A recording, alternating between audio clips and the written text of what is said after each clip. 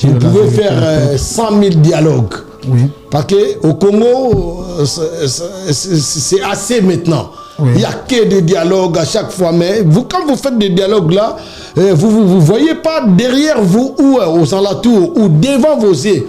Vous voyez qu'il y a des peuples, les peuples qui sont innocents, ils sont en train de mourir. Oui. Par-ci, par-là. Après faire une petite dialogue, après faire le dialogue, après faire les sommets, les conférences et tout, il y a les peuples qui subissent cette victimité. Voilà. Oui. Pourquoi il n'a pas été? Pourquoi il n'a pas été? C'est-à-dire il y a quelque chose, il a peur de quelque chose. Avant de partir au dialogue, il faut que le deux camps se battent. Il faut que les aides on dit on est à la guerre. Oui. La guerre c'est quoi d'après toi? La guerre c'est comme on dit en lingala bitumba. Donc toi tu me tapes, moi je te tape. En fin de compte il y aura un vainqueur. Il y aura un vainqueur, un gagnant. Ça veut rien dire. Ça veut rien dire. Au solo na bango, mais on négocie tant que solo déjà na moto. C'est-à-dire vous négocier pour quelque chose. Et bon, comme on a place, non? Oui. Parce que là, on est locaux, ils ont des bandades, là, on est locaux, ils ont éparpillés, donc, vous comprenez? Oui. Donc, ce beau guerre, on est ici, là, peuple, là, comme à calme, mais tous à paix, parce qu'il y a des années passées, quand il a eu son pouvoir de nomination, là, il nous a parlé que s'il faut, la paix revienne à l'est de la République démocratique du Congo, ça va revenir, lui-même, il va partir se résider là-bas. Papa bati oko ça soba le peuple vérité. Vous comprenez? Balo bana peuple vérité. Marambo tuni ambassade ya Rwanda na Londres. Mais Londres eza mukili neti mukili no stundeza là. Ba ki ne vérifier, ba yeba pela so ya solo to à l'okota. Et Franck Dion quand il a fait ses révélations à Zaki Constant. On a continué Franck Dion à lobi après. Ah ouais. Parce que les Franck mais c'est Franck Dion avec tous les respects que je lui dois. C'est un bon politicien parce que à partir de Kinshasa mais moi j'ai pas toujours confiance en politicien. Là c'est résistant. Comprends? Parce qu'un politicien peut te dire tout de suite là le lendemain il change hein, et il te tue. Alors mais il y a parce que il y a destruction, il y a éducation, il y a population. À Sambousi, soit disant président, a mis sa population là. Donc, ce que zongi sima, poto lobake, dialogue to boy, on a minute photo bunda. Photo bunda. Donc, biso le roi de la communauté, on a le côté AFC, na côté M23, hein, naza côté nazo komisa nanga bango parce que naza na membre konate, mais nazo komisa bango. Lobby tang ba mona nga boye, na koza appel communicateur na bango na Europe, bien en France, comprendre? Oui. Voilà. Alors, si on est en bonne émission, c'est parce que vous avez un commandeur d'emploi. Vous avez là, moi, je ne suis pas un commandeur d'emploi parce que je travaille déjà. Oui. Je suis un ingénieur, j'ai beaucoup de diplômes. Oui. On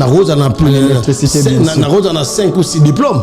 On a des diplômes d'électricité. Oui. Hein? Il y a haute tension, il y a faible tension.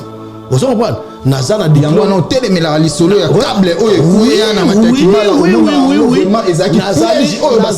Naza électricien et puis Nazali ingénieur de son. Ok.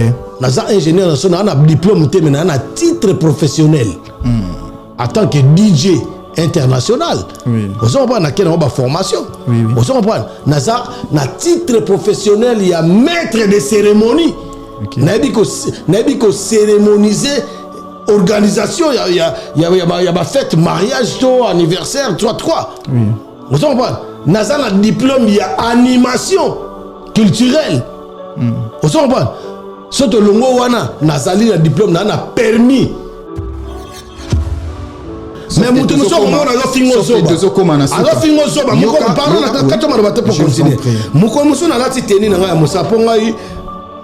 Première émission de Sagina Yoawa, nous avons été Moussala, nous avons été Moussala.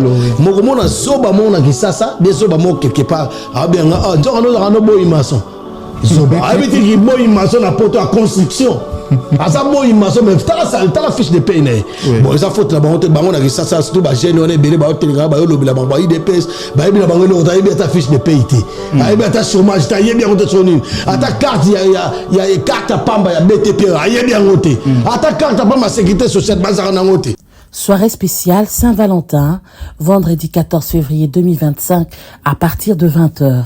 Buffet à volonté et musique live avec le groupe Par rapport à Par rapport. Restaurant chez Franck Poutou, l'entrée seule 25 €, en couple 40 €, 68 rue Émile Zola, 95 870 Beson. Restaurant Franck Poutou, restaurant FM. Le number one du fret aérien, fret maritime, Global PM Express, pour l'expédition de... Papa, Nini. Ah, na banobele lo banda kunati. Oh, o moni tango lekaki kuna na o moni tango katisi. O moni ba mama ngo so bele la na bande ko ba kanisa suki. Ne biso pe bata ba agence, ne to ko ko bele na Château Rouge. Ne na moni na carton il ngelo bozo tina na mboka. Oh, tina na mboka ko. Yango so moye ezali, on peut sanga comme ça na tilo na mboka. Oza na agence. Agence ya ezanini. Menga zo ke na agence pour na tika, biloko na nga pour na confiance agence. Papa, so na tina ngo comité bloqué nga. Na bloqué na téléphone. Mais on a to bunga dit. Et là on est sur la salle kokoma. Pas to kutana na nzela. Na telema kaka. Yo telema kaka. Na telema kaka. Ah non. Nyoso ya o monanga. Ah boyete. Ngana sana mutu na tinaka Global Express et Paya Patrick Malovengi Baoba Assurance Libéré. Papa na lesa bana na musalo papa. Na musalo muyibi. Salani. Papa. Paris 18e arrondissement. Malovengi ye Global Express awa Assurance Libéré. Papa awa ezande nini? Awa ezali toujours tinda bakoli ya avion ou esalaka des jours tous appelé la fret maritime. Ba fret ya avion ya on to benga fret aérienne. Esalaka des jours tous tinda na 3 pays d'Afrique centrale, Congo Brazza, Congo Kinshasa na Luanda. A Congo Kinshasa toza na commune ya Njili, toza pe na commune ya Kalamu. Toza na A45 avenue Bongolo na Matonge. Global Express totindaka ba mituka na nzela ya mai o ezali ya bateau na ba conteneur livré directement na Kinshasa. Totindaka pe ba carton to recharger na douane makamnyo soyo OK récupérer voiture na Kinshasa ndenge ba récupérer carton. Kina Angola tozali na Palanka, toza na Mabor, toza na Ojaenda. Na Brazzaville totinda na Point Noir na Brazzaville. Global Express li akomi na Chine, na Turquie, na Afrique du Sud. Ba miro na biso ezana oyo place bat bazwara biloko ekomela. Omonia nini? Osongi maboko pambati. Kasi pona tikango na Global Express. Ah otindi na tindi ko. Ndako tolo baboye. Bazo benga nga bazwi déjà. Vitesse wapi? Oh, papa, vous avez pas contact dans votre agence? Vous avez pas contact dans 25 Rue Léon, Château Rouge. Chez Patrick Malovengi et Atakate. PM Express, agence ya fret, ya mboka na biso moko. Qui sale. Azelinga mikanwe, tamboyo, malobina kobonga te, tamboyo. Wapio, wapio, wapio. Olapanda yoloba okotika ngate olapanda yoloba okotika ngate nalelie zamboyo nalelie zamboyo bakongole balelie zamboyo ba-africain balelie zamboyo. Voici le salon de coiffure FM Coiffure à Saint-Denis. FM Coiffure est ouvert 24h/24 du lundi au vendredi. Voir sur Google Maps. FM Coiffure balobi salon ezali si rendez-vous. Salon kutana batembele belete. Salon oyate ke o ambriema awa basala ka midel nyoso. Do midel belo lingi mwasi no bimagitoko.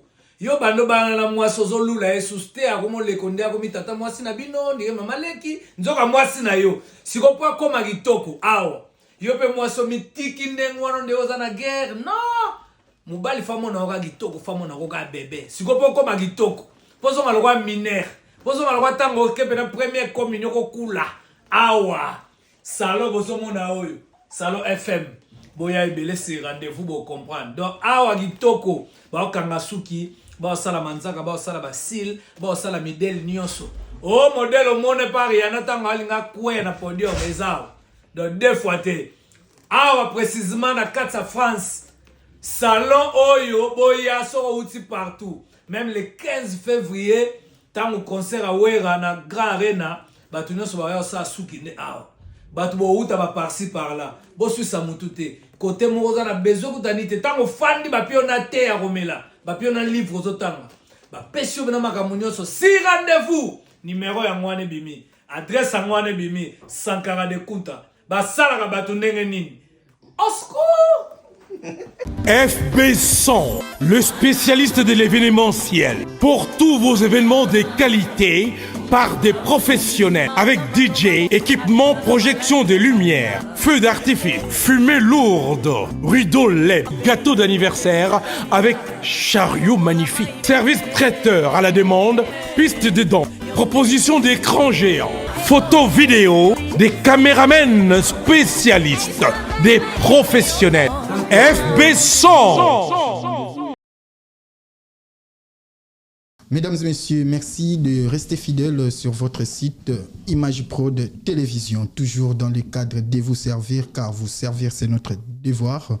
Bienvenue dans votre émission Tokosamaki. Ndenge karaboyebi émission Oyo ezo mekako clairer lanterne nabino bisika nyosobo zali kolanda biso, et surtout sur ces plateaux ça sera vraiment un réel plaisir pour nous de recevoir celui qu'on appelle Célésino, communément appelé les mecs d'ici. Les mecs d'ici, comme vous le savez, ont toujours déterminé nako éveiller conscience yabande kona biso oyo baza awana poto tout comme namboka aussi azo mekamuke kola kisabiso comment bandeko oyo bazo bundela mboka il faut to memela bango soutien sur ces plateaux. Il s'agit bien de Célésino, communément appelé le mec d'ici, à qui nous disons bonjour Célésino. Bonjour Regen. Oui. Regen de la presse. Alors, on a bien un rebond parce que tes questions, ils sont vraiment des questions qu'il faut à la place des autres qui posent des questions. Alors, bonjour, vous allez bien, j'espère. Ouais, ça va. Ouais, ça va très bien, et vous? Okay. Ouais, moi ça va, mais physiquement, tu me vois, la santé est bien. Et, oui. Et moralement, ça ne va pas. Ça ne va pas, spirituellement, ça ne va pas parce que, vous savez, avec toutes ces tragédies qui traversent notre pays, oui. Il n'y a aucune personne qui va nous dire que ça va bien son moral. Oui. Et voilà, c'est ça que je veux dire que non. Par contre, Dieu te contrôle. Oui. Physiquement, vous me voyez. Et voilà. Sans plus tarder, Célésino, nous allons lire quelques titres de nos différents quotidiens de Kinshasa. Alors là, nous voyons Psychose à Bukavu après l'occupation de Niamiboué par le mouvement du M23. Aussi, il y a Vital Kamere qui dénonce la politique de déploiement des mesures face au drame congolais. Sans plus tarder, EAC, SADC, IA, c'est-à-dire l'Union africaine, l'Afrique et ses organisations à l'épreuve du conflit dans l'Est de la République démocratique du Congo. Célésino, quel est votre point de vue par rapport à la réunion qui s'est tenue aujourd'hui à Dar es Salaam par rapport à la crise qui sévit à l'Est de la République démocratique du Congo? Ouais, merci, monsieur. Malheureusement, moi, je n'étais pas là. Oui. Je ne sais pas comment ça s'est déroulé. Oui. Et qu'est-ce que je peux te parler à l'instant? Oui. Je ne sais pas, il faut qu'on attende la suite. Oui. Pardon, la suite plutôt. Oui. Qu'est-ce qui s'est passé là-bas? Nous, oui. On n'était pas là. Moi, ni toi, ni moi, on n'était pas présents. Oui. Donc maintenant, ce que je vais confirmer au peuple congolais, oui. Et les dialogues ou pas dialogue, nous, ça ne nous concerne pas. Oui. Nous, notre problème, la cause de notre insécurité qui se base à la République démocratique du Congo, je crois que c'est l'auteur de cette cause-là, c'est M. Félix Tshilombo. Mais Félix Tshilombo, c'est lui qui a été à l'époque allé signer des accords, des trucs comme ça, pour que ça devienne comme ça. Moi, ce que je demande à ces messieurs, de dire la vérité au peuple. Vous pouvez faire 100 000 dialogues. Oui. Parce qu'au Congo, c'est assez maintenant. Oui. Il n'y a que des dialogues à chaque fois. Mais vous, quand vous faites des dialogues là, vous ne voyez pas derrière vous ou aux alentours ou devant vos yeux. Vous voyez qu'il y a des peuples, les peuples qui sont innocents, ils sont en train de mourir. Oui. Par-ci, par-là. après faire une petite dialogue, après faire le dialogue, après faire les sommets, les conférences et tout, il y a le peuple qui subit cette victimité. Alors, c'est ça que moi je veux dire que voilà, et moi, leur dialogue là, est-ce qu'il était là? En présent, lui-même... il devait être là, mais il a intervenu donc à l'écart qui n'a visioconférence. Ben non, il devait être là. Oui. Pourquoi il n'a pas été? Pourquoi il n'a pas été? C'est-à-dire, il y a quelque chose, il a peur de quelque chose. Avant de partir au dialogue, il faut que le deux camps se battent. Il faut que les on dit on est à la guerre. Oui. La guerre, c'est quoi d'après toi? La guerre, c'est comme on dit en lingala, bitumba. Donc, toi, tu me tapes, moi, je te tape. Alors, en fin de compte, il y aura un vainqueur. Il y aura un vainqueur, un gagnant. Mais là, nous, je crois que même c'est l'artiste Koffi Olomide, je crois qu'il en a parlé il y a des années passées, il y a un moment passé, il en parlait. Et voilà, bête arabiso, gifler, mais tout ça, ça raté. Alors, quand vous nous ramenez dans le dialogue, vous ne voyez pas, mais président de la République, un président de la République, c'est comme un père de la famille, d'un foyer. Oui. Donc, il va taper les mains sur la table pour lui dire que non, trop c'est trop, on va se mettre à la guerre, je déclare la guerre. Est-ce que depuis que vous me posez la question là, où le peuple congolais, là où il nous voit par-ci par-là, à travers cette chaîne, cette émission, Toko Samaki na Congo, Image Prod, dis-moi, je profite de saluer en passant notre frère Fire Basket, le PDG de cette entreprise, chaîne de télévision, une grande chaîne de télévision, une grande chaîne de télévision comme ça, Image Prod. Voilà. Donc j'essaie un peu de saluer, mais mon frère, il faut qu'on soit cohérent, il faut qu'on soit franche. Ouais, c'est ce que je veux vous dire. Oui. Donc, un père de la nation, c'est lui le commandant suprême. Et quand Félix Tshisekedi a dit Siba Mboka à lobby, moi, je ne vais pas négocier avec le Rwandais ni avec le M23. Au moins, je vais parler avec eux. Négocier. Est-ce que attends, négocier ou parler, c'est quoi? Quand je suis en train de bon, il y a un peu de différence, hein, parce qu'il y a des gens qui nous regardent. S'il vous plaît, il y a des gens qui nous regardent, ils vont me traiter con. Ils vont me dire, lui, c'est un con. Mais il y a des différences, il y a plusieurs sortes, il y a de manières. Donc voilà, toi et moi, tu me poses la question, moi je te réponds. Donc c'est un presse. Donc c'est l'échange des idées. Alors, quand on dit... Quand on dit que y a Rosololana Bango, mais à négocier, ça veut dire quoi? Ça veut rien dire. Ça veut rien dire. Rosololana Bango, mais à négocier, tant que vous avez déjà la moto, c'est-à-dire vous avez négocié pour quelque chose. Et bon, mais comme on a place, non? Oui. Parce que là, on est locaux, ils ont des bandades, là, on est locaux, ils ont éparpillés, donc, vous comprenez? Oui. Donc, ce beau guerre, on est ici, là, peuple, là, comme à calme, mais tout soit paix, parce qu'il y a des années passées, quand il a eu son pouvoir de nomination, là, il nous a parlé que s'il faut, la paix revienne à l'est de la République démocratique du Congo, ça va revenir, lui-même, il va partir se résider là-bas. Pour que la paix vienne. Il vous a promis ça. Est-ce qu'à l'instant là, c'est ça qui se passe? Non. C'est pas ça. Et la personne qui vous a dit, moi je ne vais pas fouiner dans le passé. Ce n'est pas aujourd'hui cette guerre. Mais c'est attends, ce n'est pas aujourd'hui cette guerre-là, ça a débuté. Oui. Ça fait des années. Oui. Et c'est à lui de nous montrer quand il est devenu président de la République. C'est là où il voulait tout cesser. Il voulait tout arrêter, décider, mettre l'ordre de la sécurité de notre pays. Quand il dit, Félix Tshisekedi à Lobiboy, moi, je ne vais pas négocier, je vais parler et poser la question à Kagame. Mais parler, c'est négocier. Poser la question à Kagame. Qu'est-ce qu'il a à avoir avec son peuple, c'est-à-dire non, faut pas mentir le peuple. Non, faut pas mentir. Ça, ce sont des propos de ça, c'est des démagogies inutiles. Tu vois? Ça, c'est des écoutez, monsieur. Oui. Ça, c'était des démagogies. Et ça, c'est tromper le peuple. Ok. Parce qu'ils sont des politiciens. Moi, je dis des politiciens sont des babato à l'okuta. Comprendre? On est manipuler le peuple esprit. Parce que tant qu'il y a sur le bac, non, à Kotuna. Mais le monsieur, on l'a vu plusieurs fois. Il y a des images qui circulent partout. Les images restent. Les images restent. Les images sont là. Quand Atuna dit que non, Paul Kagame, c'est un ami sincère et fiable. C'est pas lui. Il n'a pas eu le temps de nous demander qu'est-ce qu'il cherche au Congo. Parce que la guerre, là, ça n'a pas débuté quand lui, il est devenu au pouvoir.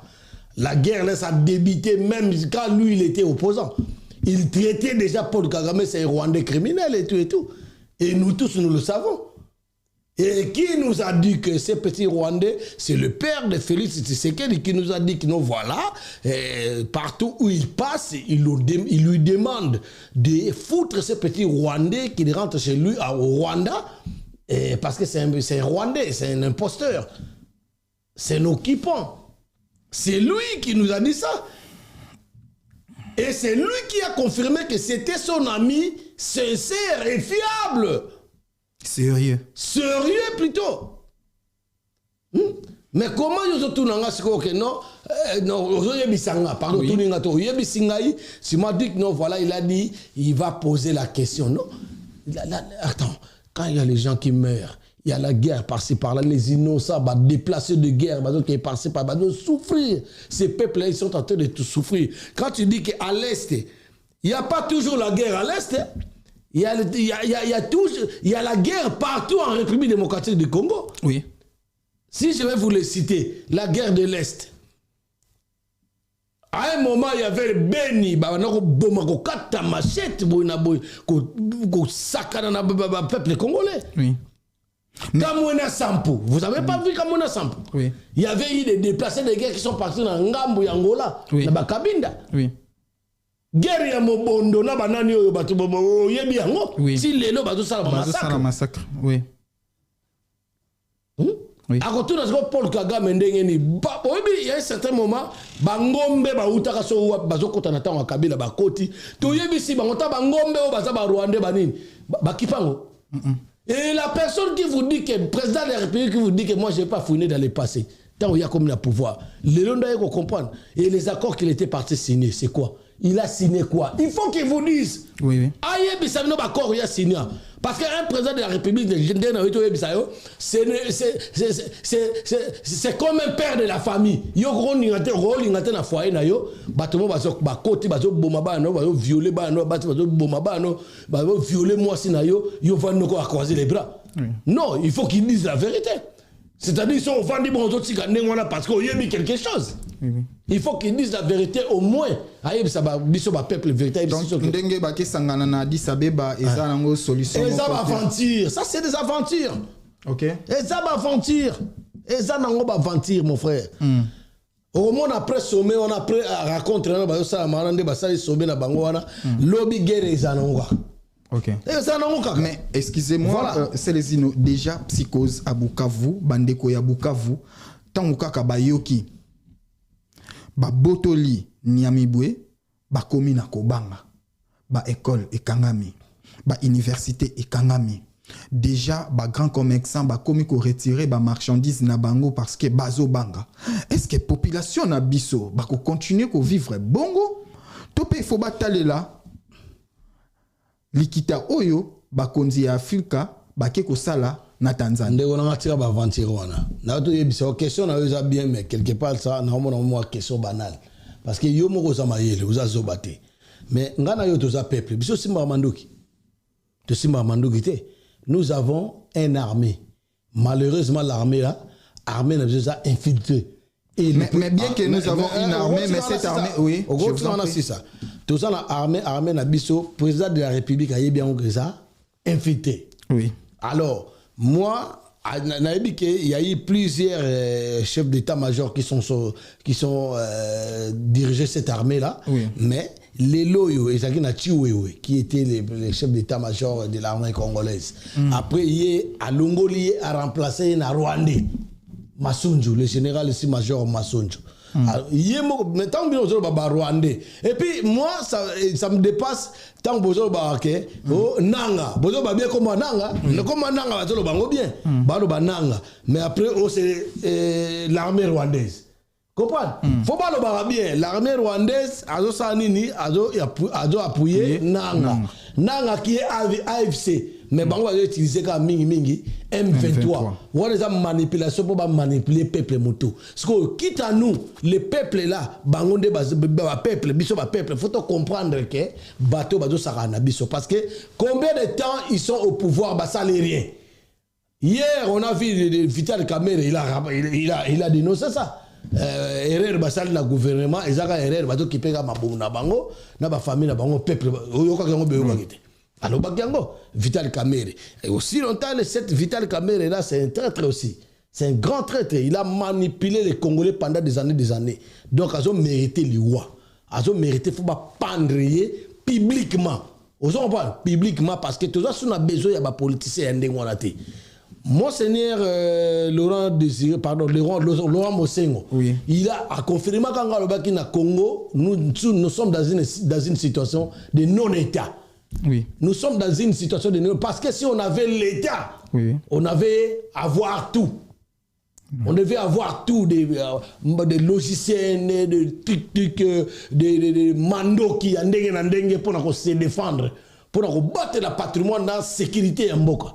Mais tout ça dans côté. Mais ce que bon besoin de Sabino que non M23 Rwandais banani mais le même temps bango basala na Rwandais place bazana Rwandais bana armée infiltration Rwandais so aucun Sénat Rwandais bazali basama Lokonde bazali sur Ruberwa ba Moïse Nyarugabo bazali Kamerhe président oya yibi Rwandais nani Burundi oya yibi 400 millions. 400 millions, donc à faire régresser toute une jeunesse congolaise. Comprenez? Mais, Sambi si ebiso tout le monde après boa quitter pour nous. Obi na muto abomi moto, na muto yibi a freiner l'économie en boka. Mais muto a freiner l'économie en boka bomi bato belé. Vous comprenez? Oui. Mais bazouye bazong si sur na ministère il y a économie, il y a mboka. Balongo na ministère ba commissaire sous président Assemblée nationale. Deux fois déjà azaki na tango oyo ibana obenga Kabila Hippolyte Kana ba obenga Rwandais bango batayi de pesa bana oyo tonda obundana bango ensemble bango ba bia za Rwandais azaki na tango wana président ya Assemblée nationale ayeko longwa comme opposant on a manipulation a comme opposant mais bango ba yebi des avis na bato na ba Rwandais mais bazong c'est sous président de l'Assemblée nationale poani et puis na cheval tango Kakamera ya ko zo Tshisekedi. Quand Tshisekedi a dit le changement d'aujourd'hui du Congo, c'est Martin Fayoulou. Mais à l'obé à Longoli a retiré signature pour base l'ingité. Mais arrêtez de manipuler les peuples. Arrêtez. C'est les innommables ici. Hier c'était Goma, aujourd'hui ils sont à départ de Bukavu. Yebisangayi, c'est les inotozo mona bongo mboka ndenge ezokende. Lelo oyo. Est-ce que ozo soutenir FARDC to ozo soutenir non, nazo soutenir FARDC ou ezali non infiltré. Ozo pas. Mais qu'est-ce qui fait que o appuyer attends. Nazo soutenir FARDC ou ezali non infiltré. Nazo soutenir pe AFC. Yananga. Oui. Il y a président Nanga, parce que président Nanga, au moins il déjà sur ça joué quelques territoires à PC meeting Keba. Alors c'est les non, réponse en réalité. Merci. Moutazo déjà a dopé sa meeting et puis a accéléré a Bamboka. Avant Nanga zo Bamboka Nanga on a rébellioté. Nanga takina que ça va non c'est tala Mboka tala to balingité bango ba bi pouvoir na bango baluba. Mukongo Muswahili Mungala nani mutakota te olingite obinyoke Brazzaville bioki Angola baroba ibongo pouvoir na bango baluba sikoyo ndenge za wana na minute onde tozali awa nanga azopesa ba meeting kaka na Congo za lokwa bwana kata ndaku mutu apesa meeting na chambre bio na salon bovandi yebisanga yana sens bon elo on est zo monte que pour ba ki ne panza nanga kuna ozo monte que ça baje et ça baje nanga apesa meeting na République démocratique du Congo. Après, ça ne va pas me soutenir. Selon Nanga. Le président Nanga, Nanga est président. parce que la minute on a dit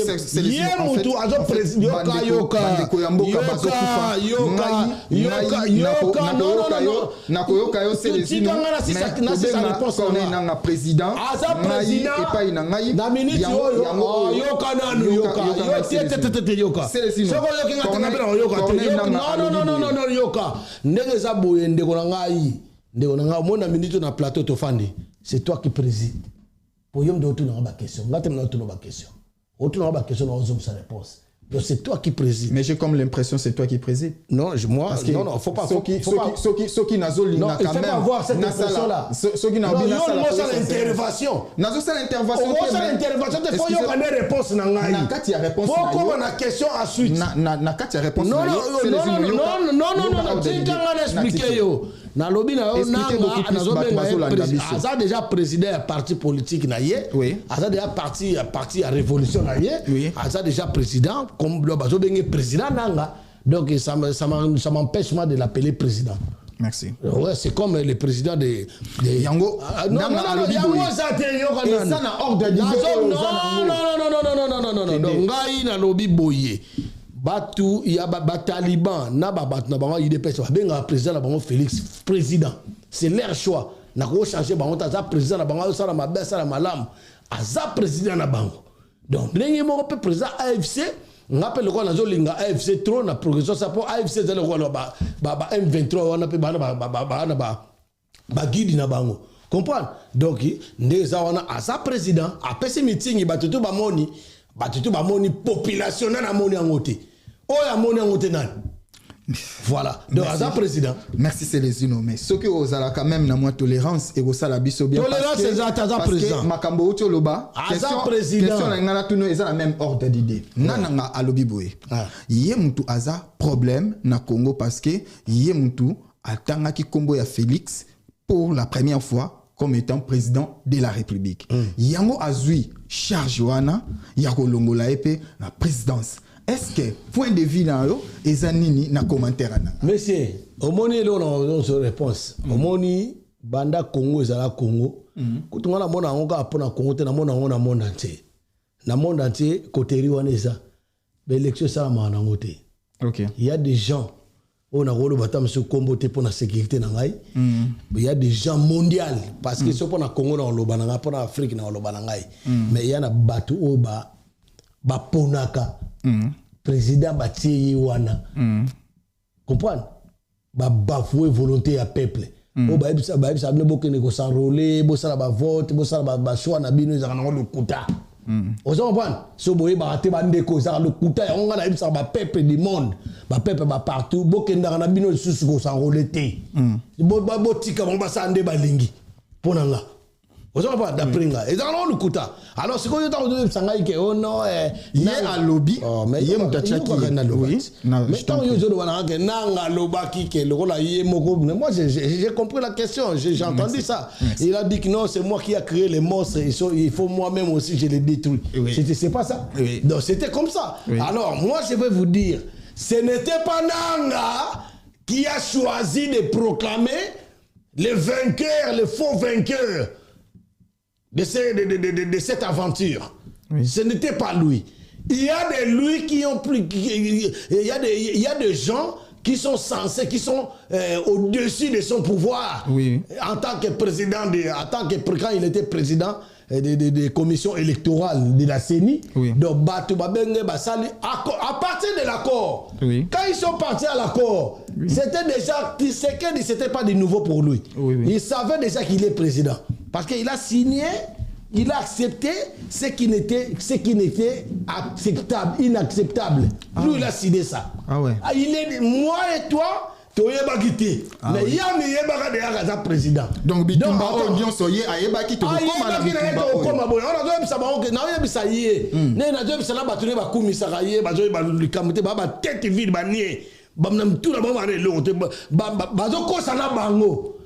y a tout un peuple vérité. Les accords, nous avons vu les accords FCC Cash. Vous avez vu les prédécesseurs qui est Joseph Kabila, Hippolyte Kanambe, tu vois, et lui, ils ont signé des accords qui sont comme quoi FCC cache. Oui. Tu vois, FCC cache. C'est Vital Kamera, il a dénoncé ça. Oui. FCC cache, c'est-à-dire, il y a PPRD, na opposition là, on est au pouvoir. Donc, soit il y a premier ministre, na institution, ministère, et que ça l'a divisé. C'est comme si il dirige un pays, mais il partage les pouvoirs. Les pouvoirs. Tu vois? Mais moi, je n'ai jamais vu dans ce monde-là, dans aucun pays, ils ont fait cela. Je ne sais pas si, à moins que je me suis trompé. À moins que je me suis trompé. Donc, mon acte, Bino, Yosa, Ngalazaki, na place, na pouvoir, na longue prédécesseur, et toi, le successeur qui vient, na comment au Kabula fonctionne. Et ça, ma wapi. Et ça, ma tête. Donc, c'est ça. Pour la Corona, Nanga Sikoyo, Azoki Kaka, ordre. Ordre proclamé. Ok. Et puis Nanga, il était aussi des PPRD. Oui. Comprenez? Oui. C'est pour leur avantage. Parce que moi, je vous dis au jour d'aujourd'hui, en tant que Kabila Azalaki président, bah, ça a l'élection plus de deux fois, 3 fois. Oh, le président, ça en a Bemba. Oui. Bemba, Azwaka, Bemba, a gagné l'élection. Mais Joseph Aleki, président Zaki Nanga, c'était Malou, c'est qui là? Ah oui, Abé Malou. Après, ce qu'on a commis, ce qu'on a envoyé, dans un expliqué, le peuple pas comprendre. Parce que Bissot, on développe par Makambo. Nakati Makambo, c'est normal. Donc, tu as Malou, tu es Nangoy Moulunda. Après, le baka pour Nakaka, peuple, moi, mystique, on finit opéra, moi, on finit pour rien. Mais dans la vérité. Vous comprenez? Dans la vérité, après, nanga tanga ye, yokote nanga nenga zaiki bon, nanga ndalinga vite, nanga pas linga vite. Imagine toi ba sali, ba organisation ne outi na sommet kititi na se, ba bi faut proclamer ye, pour ye auto signer ba corps à ça d'accord na biso na makam tout au sengai. Vous comprenez? Il faut proclamer ye que proclamer Martin Fayou. Alors proclamer parce qu'il y a un peu de qui m'a ça c'est bétail. Vous comprenez? Donc on l'a que Nanga si dit comme ça, c'est moi qui a fabriqué les monstres. Il faut que je les tue moi-même. Oui. C'est-à-dire natang auto solo baboye, ayebi yango yekuto avoué. Oui. Yekuto avoué ne papa ngwanda avouaka to sala mabe na République d'Isaïe. Mais bolimbi sanga. Aloba yango. Aloba ngo pas comment bisa ba vérité. Mais ce que lokola tiseke dit ko ba ni ngalo vérité. Nanga lo vérité. Yem da va fabriquer yo.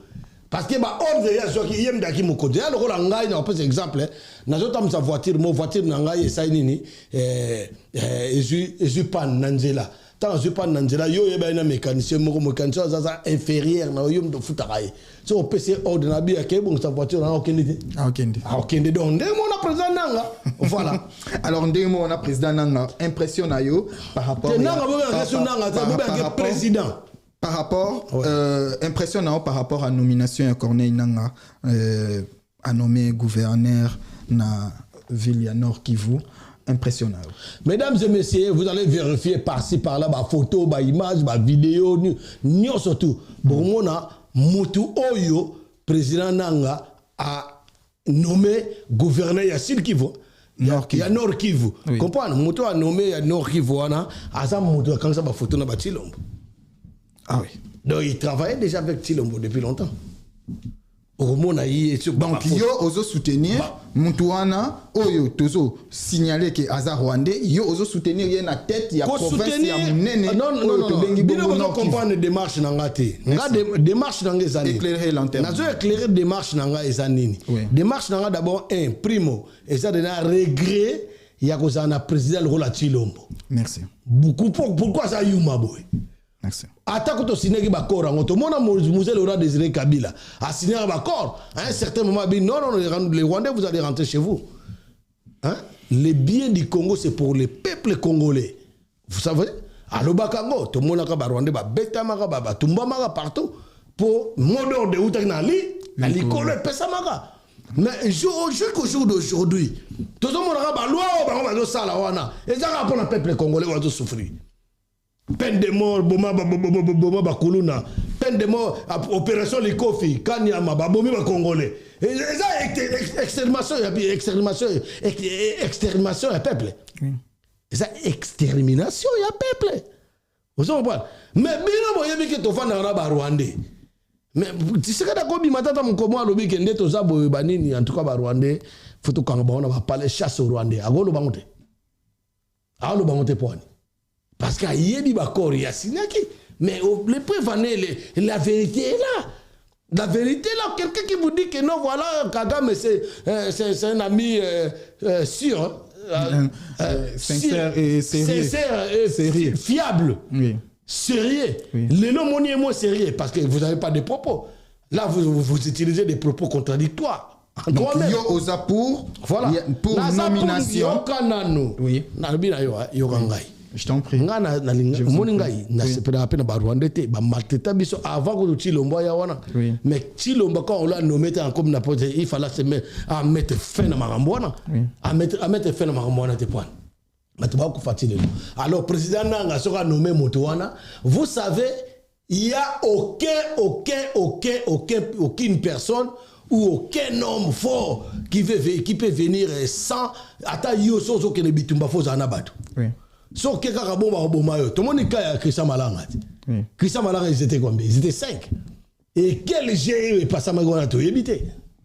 Vous savez mais ngai na ba décortication on a ébiqué ba kosa ki Christian Malanga aya wana bani ni tam souper et Chilombo na 4 pour barrer Vital Kamerhe.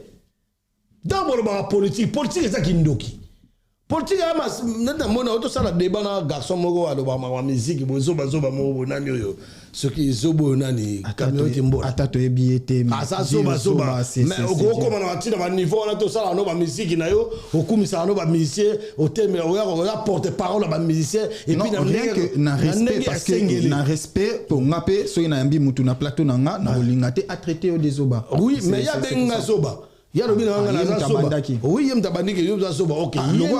Place mo pe na tala ki baloba ina oba longolo mo poussière na mutu. Poussière c'est poussière ko ko na mutu ndele loba ke o sala baloba ino te lobo sala nettoyage, bio sala aspirateur na banzela et ko ko na mutu mais restaurateur. Il y a on a traité mutu ke ngala à la place de poussière. Je crois que na robenda da mouche bani ko bima. Mais yo ni dans la patte bâtir les villes et kanganyo dans motu mon frère au son pas donc babilo ko on a donc biso net nga motu c'est les inobo na ko ça va tout que na plus intellectuel na intellectualité mais j'ai un peu d'intellectualité et puis je suis beaucoup sage plus beaucoup sage na ibo décortiquer makambo et puis na mona nga ba ko sa ngate so so ngoko sa na oyeba yo na koyebo mbala moko donc ndenge ba nommé mutu wana azala Rwandais ti mais kota Tshisekedi azara surube rozana Moïse Nyaruga bozana président de l'Assemblée nationale azana namda nomaki chef d'état-major azana ils sont légitimes que nanga achanae Rwandais mais ils appellent légitime ba nommé président de l'Assemblée nationale pas Tshisekedi à étranger avec une nationalité douteuse yebisangai. Le mec d'ici, mesdames et messieurs, sur ce plateau, il s'appelle Célestino. Bozo sentir comment Azo Kende na ba analyse. Et puis Boromona ke abanda ki na biso na 2006, abetili solo, il y a Abe Malumalu, alingaka ya na biso au moins nango imulunda meto pesi dans occasion te, mais siko yo toli akende na biso na ba propos loko la azaka kana kati ya Assemblée nationale ameka mukie ko analyser les kambo oyo e utaki na munoko ya Vital Kamerhe. C'est les signaux. Vital Kamerhe dit les temps ne jouent pas en notre faveur. Le président veut épargner les vies humaines. Donc, Ponaye, les temps ne jouent plus en leur faveur. Est-ce que Esaïa Solo, Likambo Oyo et Bimina Munoko, il y a Vital Kamerhe? Il est qui? Vital Kamerhe, c'est un ressortissant soi-disant de l'Est, mais c'est un Burundais. Et Nanga, c'est Nande, le président Nanga que je respecte, que je salue en passant. Azanande. Hein? La rébellion, ça vient d'où? De l'Est. Et ce Vital Kamerhe là, il y a eu un moment, le président de son parti, le président Valentin Moubake. Valentin Moubake a salarié sur ma révélation, moi, le Biba, Kendara na Rwanda, na Nani, papa Étienne Tshisekedi, parce qu'il était de l'UDPS. Oui. Quand ils sont arrivés là-bas, ils ont vu Vital Kamerhe. Et à côté, il y avait ses oncles au Rwanda. Vous comprenez? Oui. À tout le monde, mais ma fille me sali, bon, nous avons bon nango. so boko luka on bomo ngo botala nalanda vidéo Olanda yango ya bon siko yebisanga siko président ya assemblée nationale zana yet Vital Kamerhe bon azali mutu oyo amemaki alongolaki Félix Tshisekedi alongoli na Genval place ba opposant nyonso tout ba kendeki po basala réunion baluka candidat commun de l'opposition yé moko na monoko na yé boyoka ki Félix Tshisekedi alobi que non le changement du Congo aujourd'hui c'est Martin Fayulu. C'est ça qu'il a dit. À la plan alobi que non on a changé na ngai na retiré signature na ba kendeki wap na Vital Kamerhe na Kenya. Taba comment na Kenya ba non signé ni d'accord. Oh ngana yo to yebite. Oui.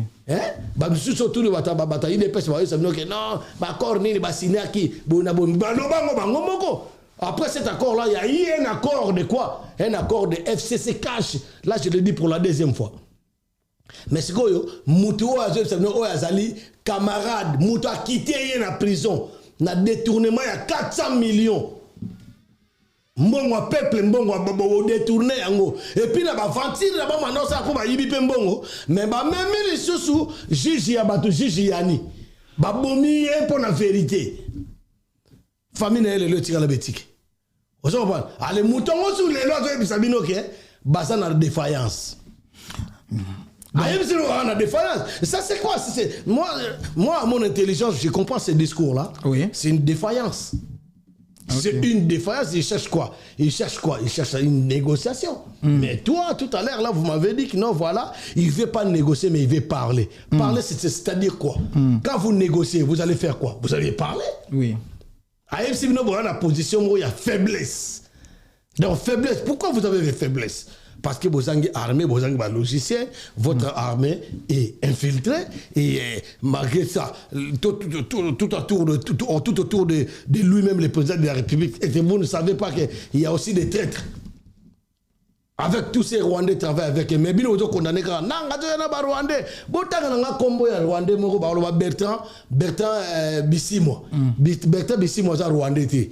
Bertrand Bissimo, Azali Motoya Est, Nenga Caméra Nobak. Alors, voilà. La phrase Oyo et Loko, ils ont retenir attention, le temps ne joue plus en notre faveur. Le temps ne joue plus à notre faveur. C'est-à-dire que l'État, nous avons pris une faveur de gagner cette guerre. C'est d'où il faut négocier. Après, pour épargner, ce qu'on dira, pour sauver ou épargner les vies humaines. Les vies humaines. Est-ce que vous savez que les gens là, il faut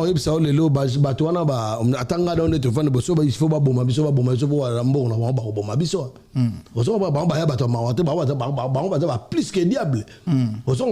Ceux qui bangonde bazana fou, s'il faut ba bomanga na yo ba boma peuple, il s'en fout. Oui, les vies humaines, oh ya zolo ba wana pour épargner les vies humaines. Oui, na pese exemple moko ba kaka musika teka na kota bandondo na sima ba mobondo, na mususu wana banane ba teke. Bazo bunda kuna il y a des vies humaines qui perdent. Oui. Bozo plutôt perdre ba vies humaines. Et ils ont déjà en tant que l'État, en tant que institution, en tant que si ba kenda déjà kuna ba kanga batwana. Bakanga bato bazosa ba massacre que nous bakanga bangote. Et si on revient en arrière des années, et si bakende ba yeba lelo Moselle Laurent Désiré Kabila kufila randeni ba bomba et les gars il y a un procès rien. Ba fausse commune, ba charnier les gars ba ndenge na ndenge. Ba pardon ba vie humaine. Toke na Kinshasa kaka wana na Matadi Kibala so na Matadi Kibala so na bosa ni place câble moko ko ya na Matadi Kibala na Matadi Kibala est-ce que balandela makambo wana ba ndenge ba ndenge ba électricien ni ba lekisa câble au câble ko ba bi que chose sabotage bien massacre ba bien ngote lelo ndezo otango na discours après na tango na discours nengwana abi bato combien ba kufina la guerre wana ko ya na ba soda combien FRDC bozo mona ba vidéo te bazolela combien ce ko ba kufi hein. C'est quoi ça, c'est une négociation? Non, nous n'avons pas le temps de négociation à cet instant. Ceux qui se posent dans l'armée, qui posent l'État solo. Kabila, ça en est à Kinga Kachiwana. Il y a des années qui est passé là, il vous a dit que non, je sais que, il y a une intervention, interview moi ya RFI soit quoi la presse internationale mo boy batuna ki albina que non déjà boy na ebi ke batutu bazana semananga AFC on déjà Kabila mais Kabila il est là en tant que chef de l'État envoyez les gens au Kangaye mais c'est pas toi qui nous a dit que toi tu vas pas fouiner dans le passé.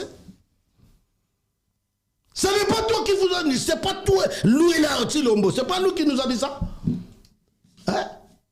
Il était dans cette émission. Mais il y a un autre cas, moi, bateau, non. Lélo, on a aussi un peuple congolais. Si vraiment vous voulez manifester, organiser des marches par-ci par-là, vous allez manifester. Tiens, mais il faut y aller, si le mot dégage. Où il démissionne. Et puis, Mouto, il y a son loba. Oh, bah, que ça, négociation. Bah, non, bah, négociation. Bah, boy, c'est quoi le roi, boy? Bah, les 7 négociations. Avec Chilombo et nous, les 7 négociations, c'est démissionner. Ou s'il ne veut pas démissionner, nous, on va arriver jusqu'à Kinshasa. Ça sert à quoi ça sort? Sort en Érozalani. Ça sert à quoi?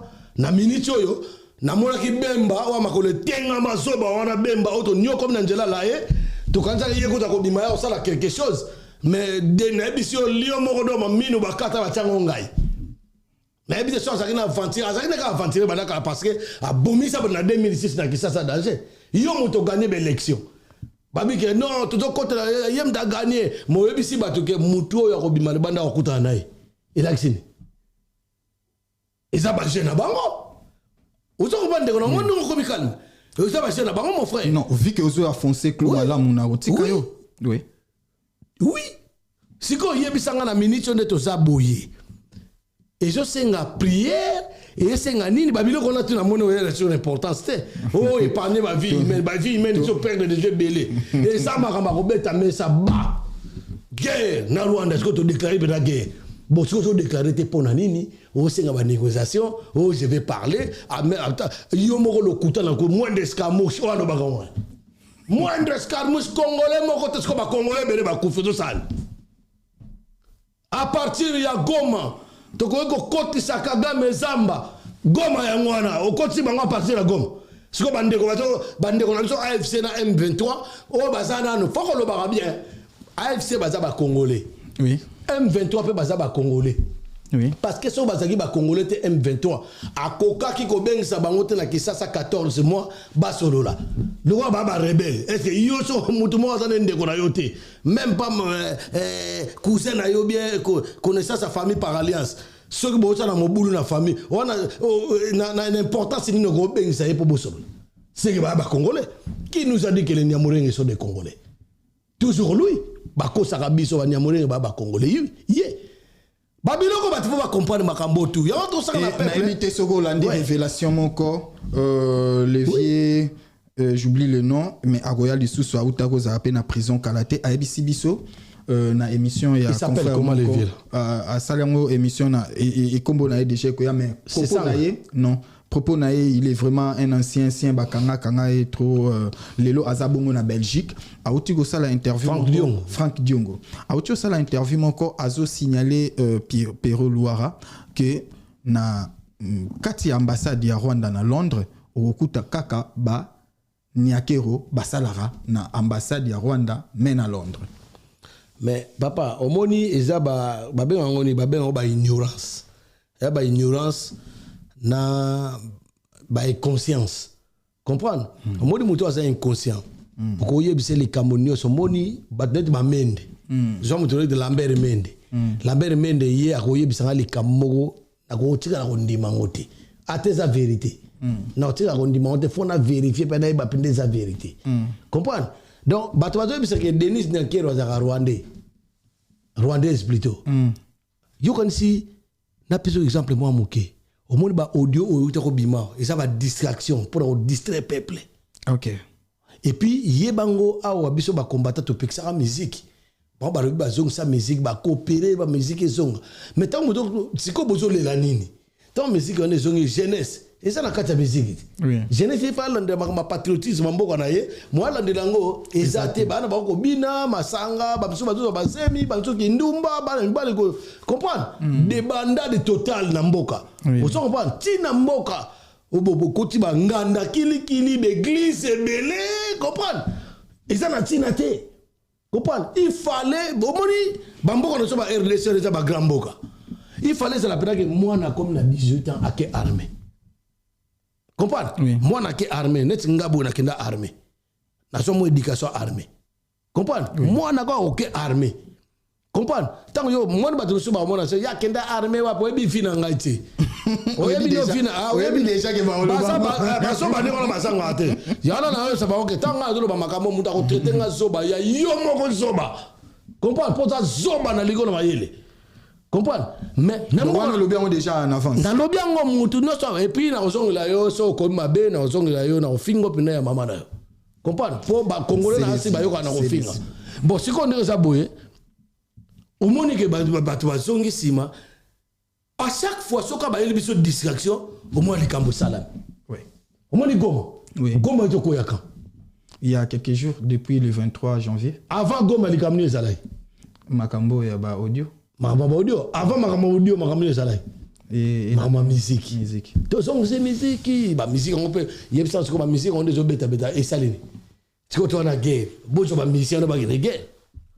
Ça va musicien ba ta sotoba ba ta sokotonga na zo bundira mboka ba la ta sokotoba ke na ge siko bozo benga zoba o ya bemba zoba makolo tengama zoba ya ndengwana azo de pardon tingana loba ça ne concerne que moi tingana loba ya kande za makasi donc bemba azo ke na Équateur na province na ye alanga bomisa ba bandeko na ye azotinda bato bake s'enrôler bake ne militaire ba o ba sakuna ku bato le la ration zate bazo kufa yo question na mayele nini wana ozala ngwa attaque zoba nini wana mais c'est simple bazo bana na bango ba niesta bango bazo lia bambo ba ndeko na baza partout balati bango ba sokoto ba kege nanga zo sa meeting wana mais batina ba ndeko na bango ba kende kuna o tuna bango ko gome ko ya ki me misusa o répondre non game gome ko union sotuté oh bon attendant bon on quoi bon so quoi no so minembo quoi te minembo lelo 3 ans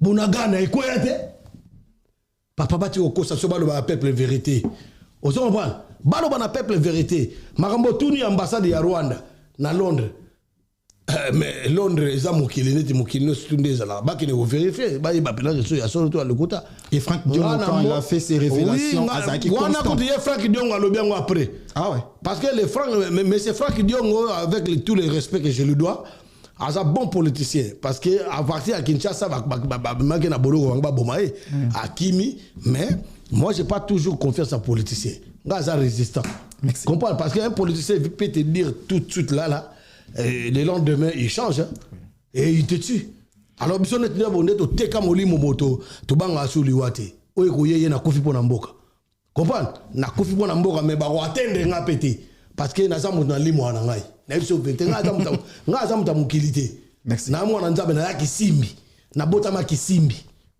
moninga na yaki simbi neti yo so tumbolinga bato batumbola ngai wana bana ba longue vite po nzamba zo mona biso ba kisimbi to ba élu dédié. Vous comprenez?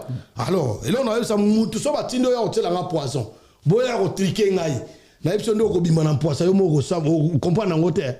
Vous comprenez ba pena en tout cas na na luka makambo. Vous comprenez? Alors, poto ke na musika te, to lobby solution cause ya malaria ya Congo ezali Chilombo. Yali Chilombo na bande na ye ba Taliban ba to na nyoso to. Ukumona na bamboka mzo salamaga. Président za président la biso no so bolingi ou bien.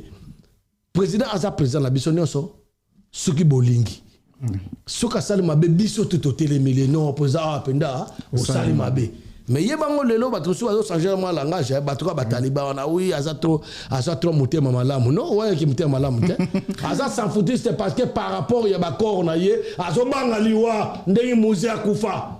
La raison pour laquelle je reviens en arrière, je dis que je suis de l'AFC. AFC. Donc je dis président Nanga, viva AFC, viva M23, viva Wilingoma, viva parce que ce sont des Congolais.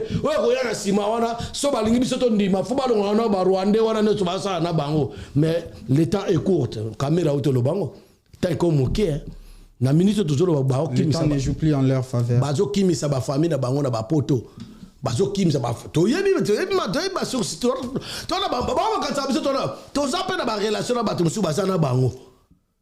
Comprends? Toi, on a une relation avec ton déni, il y a la boue, na boue. Bateau, bino, ozo kim sa famille, na bino. Bangonde, ba Congolais. Ba peuple Congolais, ozo kosa, wane bele, bazo, ba biloba, ba bansuna, ba TikTok, kolo ba biloba, bazo, ba na bangote. Bo pesa, ba miette, ba bangonde, ba Congolais, ba nyama, ba bomba, ba kufa. Donc, bino, kim si ba famille, na bino, ya on a zo, ça ba pe, bo tika, ba bunda, bitu, ma bango. Mais pouvoir, c'est ba luba. Pouvoir, na biso, ba luba. Moti, na ba luba, ba zo, ba kasai, bo recruter, ba, kebu, na ba luba, ba kebunda. Malgré tout, on a que les tribalistes étaient baluba non surtout parce que total madame Dieta Kabou, on a PC Pero Luara, tout ça total Bibi Kapinga, ce total nani Wakanja communicateur ya AFC na Canada, na PC Mbote place à acteur, ce total Moluba le rôle Kabiza. Comprendre? Ce total Moluba le rôle Mike Mukeba, président Zoro, président Zobrata. Président Zobrata la PC Mbote place Zali. Ce total ba combattre le roi papi volcan non aligné. Asa Moluba, mais zo défendre cause amboka. Ozo on parle. Donc tout zongi sima na web sabino kenetinga na za tribaliste c'était na za congolais. Merci. Ozo on parle na za Congo na za pe sépariste était. Mais tolingi Congo 1 na on a ebisino ke na ndenge mo ya bien tant AFC ekozwa mboka na M23 tant ba changer régime parce que mboka si ba mboka boy mo Goma za RDCT Goma za RDCT yebisanga de messieurs les journalistes Rigen yebisanga Goma za RDCT mais ba zo déjà Goma ils ont mboka bazo pour ça la vers wapi ko ba mboka moko nini wana bana 4 km ya Bukavu yebisanga za RDCT ne ba zo mboka oui destination ba décider si ba comment tina Kinshasa tant ba comment Kinshasa moi je propose en tant que soki lobby président nanga dans comment Kinshasa sera tieba toi mais tout le rôle abiso ça te ka faut na professeur en droit voilà ba toi ba professeur en droit na ba professeur en tout le monde ba onde ba zo bebi sambo ba miyibi ba mende miyibi ba président ba professeur Mbata miyibi do ba lingi terrain na bango ba za bango ba célèbre au en tant que Kisimbiti ozo bundaka boye yo pe ozo c'est la poste na ngambo ya nanga ngai en tout cas na za boye soki ba bebi singa na kamba place mo na kamba na bosolo le roi place na kamba na droitier le roi place ni bon na habité sur un ministère nini so ba bina nga fona kanga église tout nga fona kanga tous les églises il faut kangama église faut tika la moko catholique na kimbangiste et comme mibale tozo ya vraiment mibale et comme catholique na kimbangiste armée d'Israël ça na ba protester ça nango mais l'église non c'est l'église na l'église des réveils nyoso il faut kangama et puis il faut la kanga tous les nganda il faut comme appelle ka nganda lingi nganda boîte so bolingi boîte na ba poto par-ci par-là boîte à chair et ali boîte à moyenne comprendre Rosala, mais na baba la sous boité parce que ils ont rendre bana ba vagabond. Ils ont détruit l'éducation ya bana.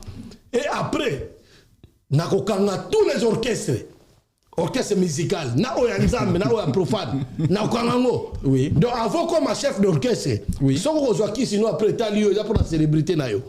Mais na okanga orchestre nyoso, orchestre on a avant ba o baza déjà ba osana bango. Mais ba osana quand même na ba la loi il faut pas respecter. Pourquoi faut qu'on ait un orchestre? Orchestre c'est parce que comment on a assisté à un orchestre et puis on a kangeli sur un groupe à théâtre. Parce que nous surtout les gars n'amboka et qui n'a théâtre. Il y a un groupe moi théâtre moi na kata Congo na biso na surtout na Kinshasa wana.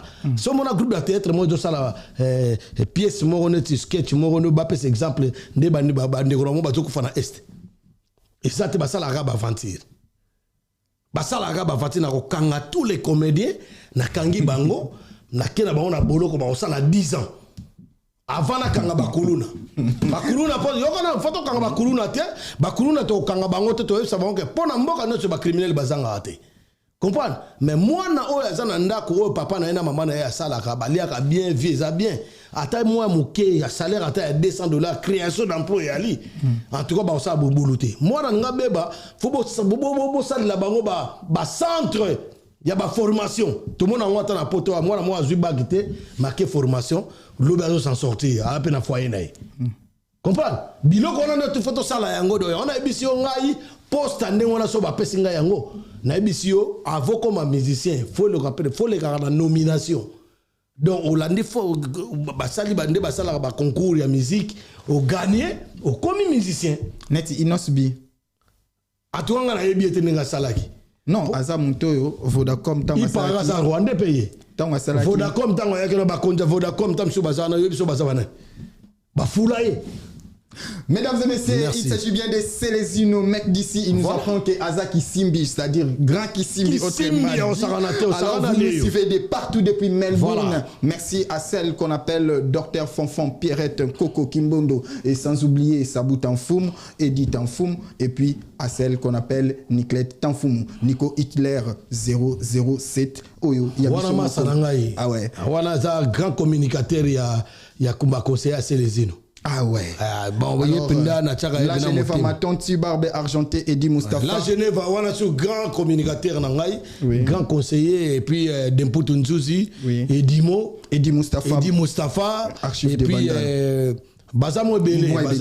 Merci, vous Olanda Bisso, salon VIP, Théo Massamba, Tobo Sanité, Dadi Tiro, siège de Sinkin, et puis à Cosmos Matonsi. Alors, problème n'a qui vraiment au à foncer clou, et ça bongo problème y a église. Parce que là, Touti Olanda, Pasteur Walesa, qui nous dit, yé, aza vraiment ya Nzambe. Nzambe a lobela Nzambe a salela ye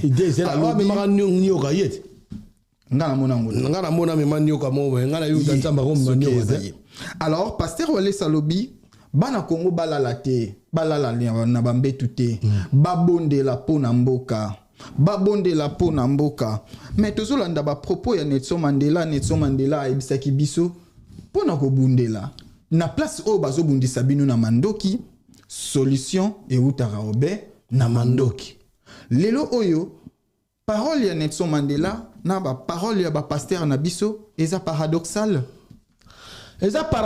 pourquoi nakanisi ndeko na ngai ata yo to tsaka na tupesa ka exemple bandako parce que ndako représentera un pays oui donc sikoyo nakata ndako na yo bato bakoti na ba machette na minduki na bambeli bazoboma bato bande bana na yo moko zano zomona osenga na bana no batika te to sambela baboma biso te to sambe c'est bien boko sambela baboma bino te mais bino pe faut se défendre aussi to penini o ezola kisake bato bazoboma bino bango bazo sambela te bato wana o bazoboma bino tamusu bango pe bazo sambela na kanisi baza pe na église na pays na bango comprendre oui. Mais bato bino ozolo ba pe bazo bo mabino bazo accuser trop pe bango pe bazo participer mais c'est quoi eloko na web ça OK bato oyo bazo kamba ba groupe ba net président nanga ndenga ba président Willy Ngoma baza bato pe nzamba pour sans force nzambe atozo sala nini na mokili eloko moko ego se réaliser zate na banganga kutu ba diablo ya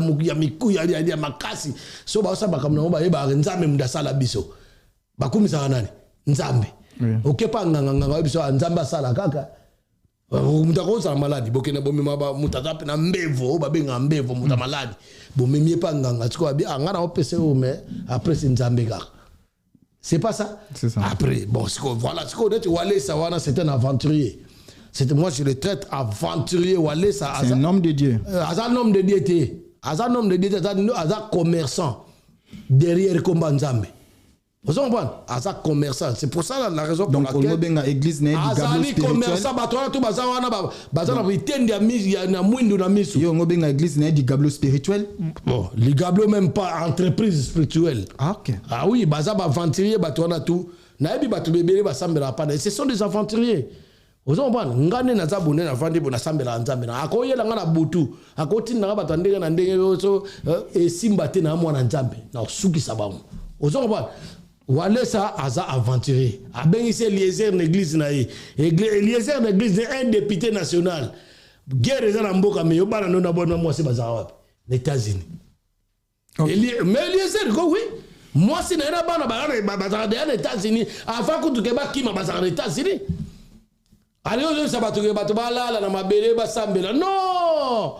Faut message ya ngote bonga pesa na peuple. Message on frappe ça la peuple abi non totel mais la Félix Tshisekedi parce que hier mutazali cause ya malheur na na Congo batu ba guerre bandi banda kala ba 30 ans passé ba era ba Joseph Kabila ba nani ba Hippolyte Kanambe ba nani comme musu na Mzee Laurent Désiré Kabila ba guerre bandi wana mais Surtout talibé tant Félix aya za mwana mboka d'abord baka za mwana limité. So ça na souci ya bandeko na ba congolais. Et là on est face à faut mettre fin. Donc ce qu'on t'a eu na signer ba contrat. Yé wale ça yé bien hote. Aye bien bien. So ça muta nzambe bena solo homme de Dieu nde yo lobby. Wale ça yé bien bien. Et ça ka wale ça te basé belé ba dalo ba te belé ba zawana. Comprendre? Ba yebi makambo bien signé ba corps na ba mukuna wana ba yebi bien. On s'en va. Wana basa ba pasteur moko tribal. Déjà un. Basa tribal ko ba luba non moto na biso mo luba, vous comprenez? Basa ba tribal déjà un. Deuxièmement, basa ba inconscient. Troisièmement, basa exemple ya Israël. Na Israël batanga combat Jésus te. So tan combat Jésus na été so au courant. So tan combat Jésus bakangiwa, OK beta bolo quoi. Mais bango Jésus, Israël kutu. Place mon batanga Dieu d'Israël, Dieu de Nazareth, Dieu na bonne ba sambela wana. Ba bi ke Israël ba bunda na Palestine. Et c'est Israël ba se nani pasteur mo na Israël se ba Israélien non bolala bo sambela pour Palestine takibinote. Au moins il y a mensonge, il y a démagogie, il y a n'importe quoi, ba connerie à détruire pour la mémoire du peuple congolais. Ce sont des gens au bisotan tozoya na pouvoir wana, biso AFC na M23 tato koma wana, ba tuto kanga bango wana, ko kanga bango, ko capturer bango. Loko lo ba na biso ke ba église ekotika la mi balé soki ozui bokonzi. Oloba ina biso église catholique et puis église kimbangiste. Soki na zui bokonzi. Soki bozui bokonzi. Non, bokonzi zara peuple. Soki bozui bokonzi. Yo ozo soutenir nani? Nga na soutenir Nanga, na soutenir président Nanga, na soutenir yé pour Nanga, na soutenir non pour na bokonzi te, na soutenir yé que Nanga ndenga za na zalo la guérisseur. Peuple congolais nyo kwa mina nzala, Congo zo bela. Congo pena makole buka na gidana maboko. Mais guérisseur wana ye to l'équipe a guérisseur to kanisa ki to zu guérisseur Félix Tshisekedi to wana aventurier ya médecin ye fana za médecin ya vie humaine ya Congo ya azana médecin ya nini ya vie vétérinaire ya Congo donc ya yele au salsa banyama parce que toutes ces bandes wana bazana basala na Tshisekedi bazaba nyama bangoto. Alors, l'élo église catholique, ouais. Mata Tampon et les autres, baso proposé dialogue. Est-ce que yo osa pour dialogue? Ça c'est ma première question. Et Nalandi par dialogue ezate, dialogue ezala, mais sans Félix. Ndenge basenga kana tan Kabila. Ah, soki bongo ça va. Donc yo osa cause eza Félix. Cause eza Lichilombo. Soki eza dialogue sans Félix. Oui. Akene ça comme riche, asine bakord. Et ça cop na sali. Alors les lots voilà akene na ye voilà. Ce qui dialogue sans Félix. To réfléchir ensemble parce que ça maramboka c'est les uno. Dialogue sans Félix, le la Félix ça na tête et à pays, c'est-à-dire président de la République. Président de la institution. Alors après Félix Samba Lukonde oyo aux autres traités na nationalité na ye o azana. Du coup si Félix to sali toke na transition sans Félix, automatiquement président et Sénat il fallait Amemamboka. Donc, aux appels pour. Non, il y a une émission inutile de dialogue. Ah, aux anglais ici. Inutile de dialogue. Donc, même sans Félix. Bino, vous avez traité Bango, Bata, IDPS, Taliban, Nabatouana, surtout. Et ça, Congolais, surtout. Congolais, pour Makambo, Congolais. N'a pas Baloubaté. Oui. Parce que au moins, Balouba, le pouvoir n'a pas Balouba. Mais le nom, Baloubaté, Bakine Bund. Balouba, peuple congolais. Ok. Vous comprenez? Alors, si vous avez tout ça, si vous avez bien sûr dialogue. D'après un dialogue, il faut s'arrêter. Parce que surtout, si moi, si moi, il y a 100 ans, Moussé Laura Désiré Kabila Koufagi, président Sénat Zalagat. Azalagat. Bachakaye. Bapozagi. Natunit. Président Sénat Zalagat bien Zalagité. Azalagi. Magena Oye Basuko Mona été Mazalagi. C'est à remplacer le président parce que dans la Constitution, on nous dit. À l'absence du président de la République ou malade ou soit quoi là, ou crise, la personne qui peut remplacer intérimairement parlant. Intérimairement parlant. Mais mec d'ici, oui, vous m'accompagnez. Ah ben oui, au moins intérimairement parlant, c'est le président du Sénat qui va présider en attendant, comme c'était passé en République Centrafrique. Oui. na Centrafrique pas ça bongo tout le monde madame Catherine Chamba Panda yemda Simaki transition en attendant ça l'élection le tout le monde moi qui m'y kota kuna donc c'est vrai sans Félix moi en tant que humain na ko lingate ba boma Félix et puis yemo faut éviter yango pas ça na danger à ce moment là batu musu Vital Kamerhe makamona lobby azana na yete à mon avis mais secret ça secret me bimi wana wana défaillance vous comprenez makambo moi si na yake ndako loba na ba audio obiso tout oyoki mutazo kosele makambo azate et ça ba secret que mona maman Antoinette bien maman Bobila dawa akelo ba makambo ya mopala mobutu ou bien maman Sifa kaka nenga sawana ou bien maman Olive akena loba makambo wana aloba yango te mais il y a parce que ça na carte il y a destruction il y a éducation il y a population à Sambusi soit disant président na mise à population na ye donc soto zongi sima poto lobake dialogue to boyi yango na minute photo bunda do biso lo wato comme net ngana na côté AFC na côté ya M23 na za côté na zo komisa na bango parce que na za na membre konate mais na zo komisa bango lobi tang ba mona nga boye na ko za pe communicateur na ba na Europe bien en France comprendre voilà alors si ko ndenge za boye na ndenge mo la ba émission c'est parce que aux commandeurs d'emploi aux ozela ba pesa yo. Moi, je ne suis pas un commandeur d'emploi parce que je travaille déjà. Je suis un ingénieur, j'ai beaucoup de diplômes. Narose en a 5 ou 6 diplômes. On a des diplômes d'électricité. Il y a haute tension, la faible tension. Vous comprenez? Nazana diplôme. Il y a un hôtel mais la lisolo il y a table Nazali électricien et puis Nazali ingénieur de son. OK. Naza ingénieur de son, on a diplôme mais on a titre professionnel. En tant que DJ international. Vous comprenez qu'il y a une formation. Vous comprenez? Naza na titre professionnel, il y a maître de cérémonie. N'a ko cérémoniser organisation, il y a fête mariage, anniversaire, quoi. Vous comprenez? Naza na diplôme, il y a animation culturelle. Vous comprenez? Soto longo wana nazali na diplôme na permis C oya poilu na bandaki na permis B lelo na nulle part na ba compétence na yo toujours na diplôme ou qualité ya communication mais sauf que soki bato ozo soutenir nazali non nazali nazali na ba diplôme il y a ba tous les gens ba ingénieur surtout au bâtiment Nazana ba KSS nyoso. Nana KSS nacelle, il y a toute catégorie B1, 3B, 1B, ciseaux, toucan, avec moteur, machine gasoil ou bien électrique, nana Manitou, nazana pyramide. Et là on a un gars qu'on appelle gritier. Vous comprenez? Nazana ngo bâtiment ça dangai. Et là, on te termine la mboka na biso. Franchement, mes sincères félicitations. Mboka na biso, et ça, sans espace, et ça, il y a un espace partout. Tu dois construire. Tu as une masse, tu as un grand électricien, Richard Matonti. Un grand ingénieur. Un niveau d'angate.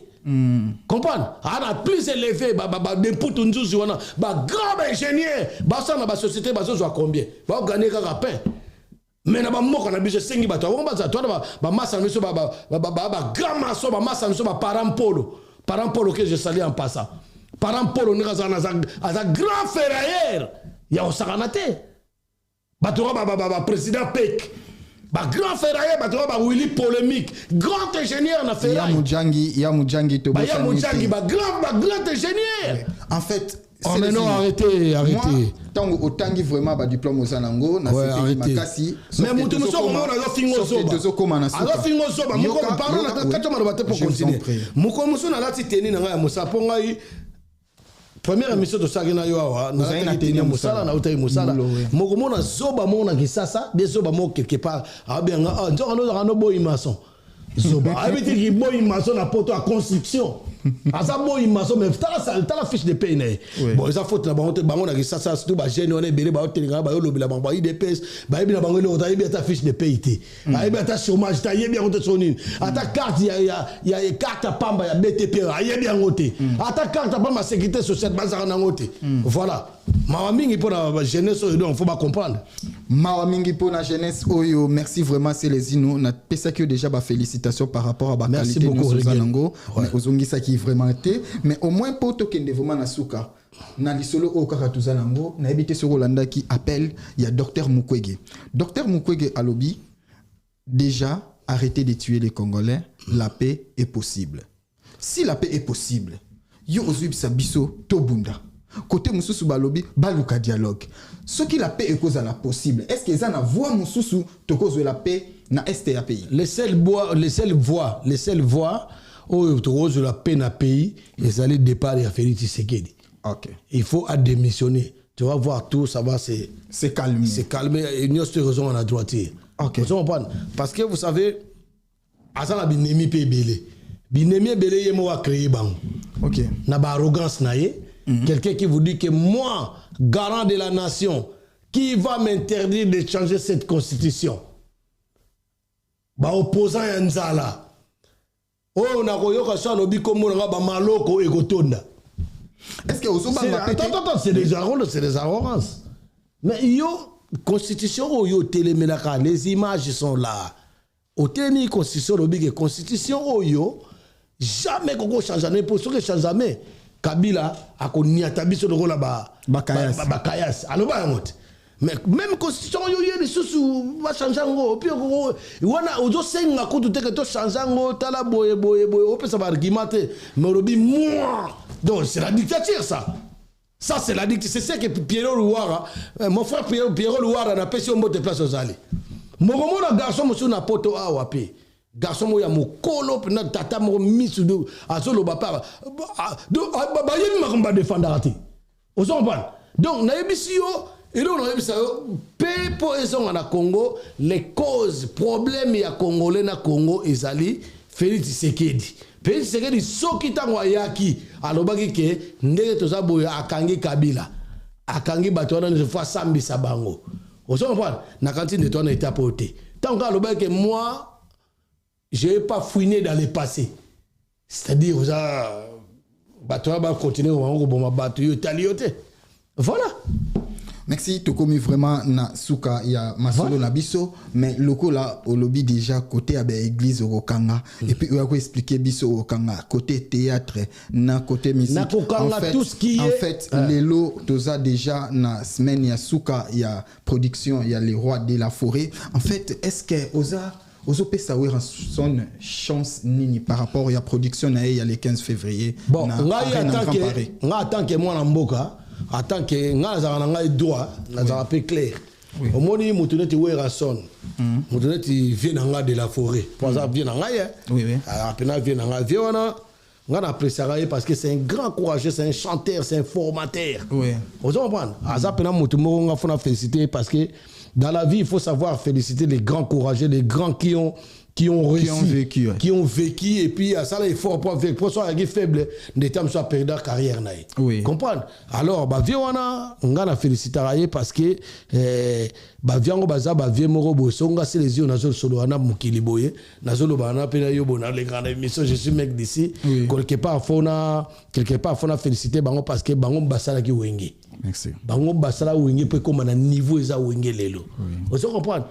C'est les ino aza produit ya wenge na musique mais na za na ba distraction na bango te on est tel na ngate parce que na za rappela sur na bantonga za artiste. Mais c'est les ino au partager nanga même avis par rapport à Moto Aloba les partis pris ferme l'esprit à tout éclaircissement. Je te dis ngai na za awate pona mama musique na lobi na okanga musique. Et puis na yebisa ki yo bieta na zolo ba balanda ngo bien neto na biba o baza na bango déjà. Tango komi likambo wenge. Tete na lobi ba na lobi ga wenge tene ba vie mo pao. Ba vie na ba kofelo mide baza ba légende baza ba aîné. Faut féliciter bango parce que neto ba vie neto mo pao.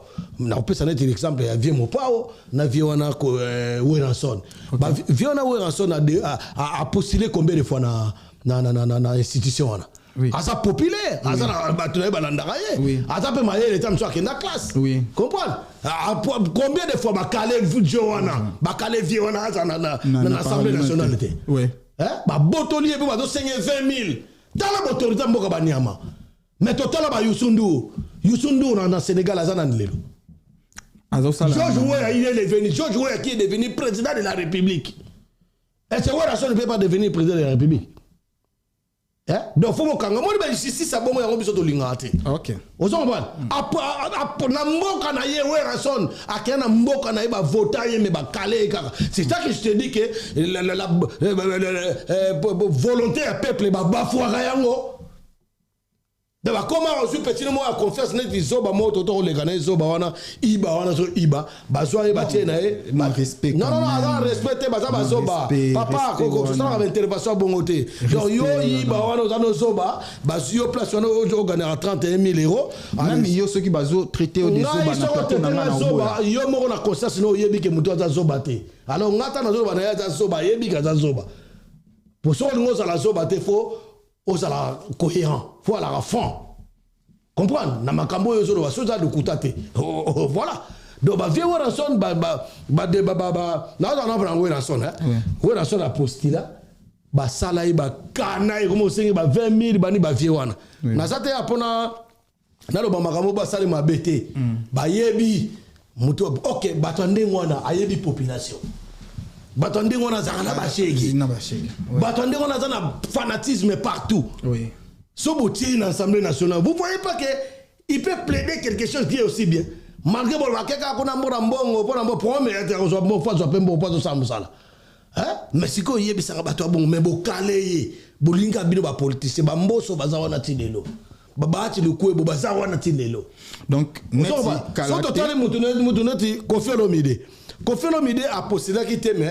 On dirait pas postulé. A postulé qui a retiré qui. A retiré parce que mon qui déjà le devant parce que bah faire ça on a bah toi on a notre baza bah mon en avance. Ah OK. Bah l'équipe politicien on a bah zo bah politique bah l'équipe on a bah vision. Parce que bah on va solo on a peuple bah yem bah peuple donc c'est bah angoissement ya peuple n'a des avantages inconvénients ya peuple. Comprendre? Bah bien la bisengo peuple. Vous comprenez? Alors c'est au zongi si mon de Kofi Olomide ayembi nzembo. Oui, banzembo Kofi Olomide ayemba. Oui. Nazo côté la banque ba artiste. Mais nazo plaider bien nazo défendre cause moko boyo ça juste et noble. D'accord. Vous comprenez? Parce que après ce toke na bango netem na mabanga wana italingate italingate parce que to peksa musique ce n'est que normal parce que to ko beta musique te to ba peuple nation ba zokufa. Oui. Vous comprenez? Tant ba peuple ba surtout na SND ba zokufa to ko beta musique te. Comprendre? Mais on a beta na ndenge ki teti na ya beta na ndenge na ye parce que ba mo biso to bundira mboka. Alors voilà si on est to za boye. Oui, c'est les sino na quand même na moi likamboyo. Oui, rançon peut-être à cause de moins problème il y a ba visa par rapport il y a ba descente il y a ba namboka ndenge ba bimagi na balabala lelo tant que moi na wenge ceux qui ba solliciter yo par rapport il y a non za artiste non retourne encore question les bien te pona ngai na répondre nga za artiste engagé. Moi je suis basé pour défendre. Mais tant que artiste engagé, Boka Ezana Bitumba, Nzembo Nini Oyo Obimisi, papa te battu. Papa, Nalobi oui. Obi studio va foutre à combien par jour? Séance Obi à combien? Tu crois que Ngana na baraté, na la responsabilité de la famille te fona salisa. Hein, c'est ça? Tu crois que je suis un artiste, le seul artiste engagé dans Congo? Non, tu sais belé. Tu sais belé. Tant na yo temps ya kolobabo na bimi bonde pa na yo. Boye nzamba do pesa so makasio ya koloba boye tikanga loba boye na ke côté studio salaire nga za combien? Parce que non il faut maîtriser bien yo za producteur alors yo za producteur au songi yo za producteur papa to ba nana osonga ngai ba ba poison. Nous avons mais non Kisimbi personne a pris date ba olega yo.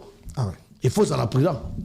Comprendre? Oui. Ngai ba question papa ba na retourna nga ya ngote ya ba question papa les plus important et retourna ba question ya mboka. OK. Comment to ko zo paix?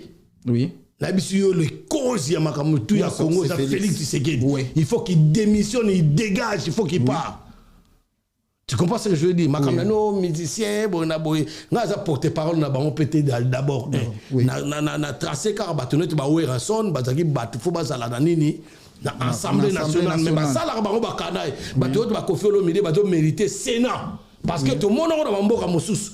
Nabi président ya mboka mosusu qui est Haïti comme ne aki musicien na pas même Ali Ben Bongo. Oui. Ali Ben Bongo, Ali Ben Bongo, c'est un musicien.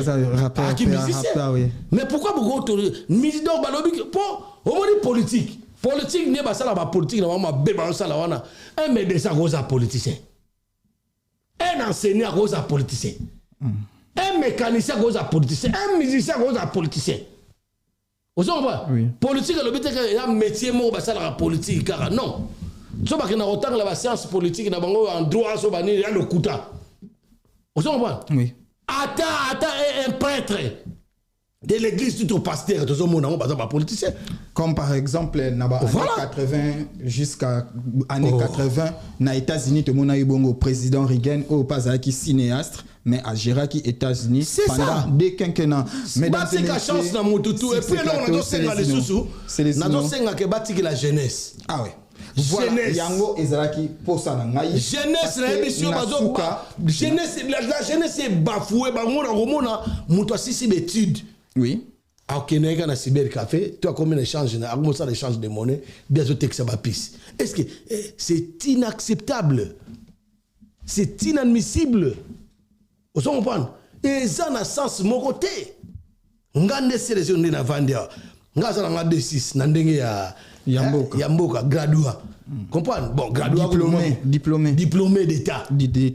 Naza diplômé d'État, ou babenga, naza bac nangai. Oui. Comprendre? Mais, baboulot, on a quelle classe pour la mission? Basara on encore, ils ont ça, bayebi ango, basara on encore, ba nyoko la peuple on encore. Vous comprenez? Mais bisoto on lemba lobate. Soto zo ba mama be. Yebi sanga peuple congolais so ba na kolia na etongo midi pourquoi? Emploi, création d'emploi zali. Santé, l'hôpital qui na monde on a ta bino moko kutu bango ba yebi ango basala raso zo be la fois que doit traitement à l'étranger. Vous comprenez? Vient na biso dinga auto kufa icône ya mboka. Icône akufi na wapi? Na Maroc. Na Maroc. Pourquoi bango so bango pon batonga ka ba hôpital te pourquoi? Batonga hôpital te pourquoi santé ya bato?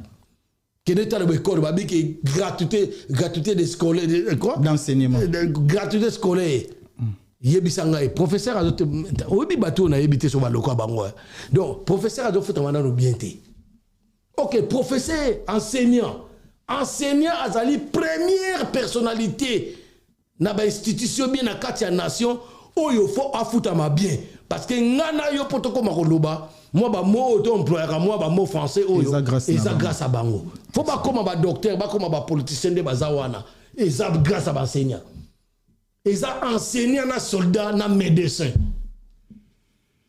bango faut ba ba salaire mo bena donc a vivre bien ana karna comprendre ba ne ba liaka bien na kisa tanga okena école akene otangisa so comme école akene otangisa est-ce que quand on sait moi na cop moi on sait la cop pas non cop ici là vous arrangez les salaires des gens il y a social et vandi vous comprenez cop ils a sauté comprendre et que ça les sous-soutés c'est les inno étaient notre sur ce plateau politicien moko ayibi mbongo pardon mon frère politicien moko ayibi mbongo c'est les inno nazozonge là parce que nasi ça moi paragraphe là nasi ça paragraphe politicien ayibi mbongo neti ba kamere neti ba Nicolas Kazadi ba petit wana tu ba yiba mbongo ba nyama wana nyonso tu pona benga mo ba nyama parce que et le voilà kofi mutu moko koza okeza na 400 millions ko ça dango nini comprendre donc ba yibi mbongo bo super na mutu ndeza na ba Chine ndeza na ba pays arabe na ba Japon ba zio pina donc ba zio yibi mbongo ko ba zio pina ba pendre yo pina publiquement na kanti o ba ya lobi ba sala ngote maloba na mboka na. Merci vraiment, c'est les innomèques d'ici aux Alaki vraiment très précis de mon comment souci amboka ezo continuer toujours koza na kati ya motema na yo mais avant vraiment to sili sali kambo oyo na lingaki o chité na biso na pensée moko ou soit na ba sanction oyo ekoeli Corneille Nanga parce que tous les qui kakawana bazo kanga déjà ba bien naé na habité ceux qui oyokaki et puis ba revendre ba bien naé pour soutenir les FRDC. Donc préférez vraiment aux alamois au brosser biso juste succinctement. Bon, na loba Saint Thomas buka muna buka kukila baza ba aventurier. Makambo le baki ba saisir ba bien ya Corneille Nanga. Oui. Pour battre Kango, ça a été déjà passé depuis 2 mois ou 3 mois. Mais après, bon, on a reçu Batona Bayaki sous Costa Mutambana Bayaki, Babi aussi Mbango Souté. Après, on a eu une négociation. Il y a eu une négociation dans Ngaï, avec un frère Tegabilona. Et ça, le Kouta Banko Sakabe, le Kouta Banko sa peuple. Ah bon? Ah oui, mais il y a eu une Tegabilona Ngaï. Moi, comment on a reçu une négociation dans Ngaï? Hein? Au moment où on a reçu une négociation, on a besoin de saisir en haut. Teka mapena mutu ngo ya ko sama exactement bazana le kuta moko bato ide persona bato yo bato gouvernement o ya le kuta o ya nommé o baza danser na le kuta bino mo teka biloko mutu en même temps faut bosser en négociation o bo parler en même temps président assemblée nationale a yebisi bino sur biso tu as une position de faiblesse mais bino la position de faiblesse mais bolingo teka biloko mutu o zo na mandoki est-ce que mutasu mandoki batum na bato na ajinaye te hein. Bino moko kaka bolobi lisusu ke non ndeza boye président lobi a déplacer tatindi moto azo bangani mikolo leki ba ebisa ki biso ke balobi ke Corneille Nanga akufi baza lokuta to zela ebembe Corneille Nanga na Henri Maji ba kufi boye na boye to zela bibembe to mona bibembe te nana kangi goma wazo poussa la vers Bukavu na Nanga. De maman Kambora ba yebisa bino no lokuta me ba yana ba ko sa opeke mandat d'arrêt international ya Corneille Nanga aza wana ko Corneille Nanga la goma aza wana pour ça sur la Bukavu comme na mandat wana lokuta ba ko se bino lisusu et ya lokuta yo ki ba lobe on BFM ba lobe na CNN. Ce sont des aventuriers, des menteurs, tous ces gens-là, tu vois là. C'est les aventuriers de menteurs. J'espère que Ezalaki phrase na ya sukato Ezalaki na likambo moko ya aussi ça parce que déjà kozalana yo. Et là on a oyebisa ba peuple congolais bolanda bato IDPST bato na bato ko sabino pourquoi bakati internet TikTok tout bakati on a na kisasa. Bato kisasa ba ko ta sur TikTok te. Pour na ba ko sabango imbécile on a ya bosembe o zoba oyo. Zoba ya bosembe omoni makambo asali yakanisi okate yakati tozongi kaka na même système yango na lebisa bino ke non biso tona kolinga te bachanger moto biso ba changer système na ntango mende abana osani mende abana osani azokata ba internet akata à chaque fois proclamation ya résultat ya ba résultat présidentiel bakati internet mobulu mo quelque part bakati internet. Au Kende même na RTNC chaîne nationale balaksa jamais makambo ezo le na bagoma wana bozo ko sa peuple bebo sa peuple vérité Célestino merci donc là to yeb sa peuple botika no biloba loba bino tata mama mwana surtout ba parents botika bana bakende ko yoko ata misala ya ba lokola l'état ko sala yango te bakende ko yoko ata couper couture.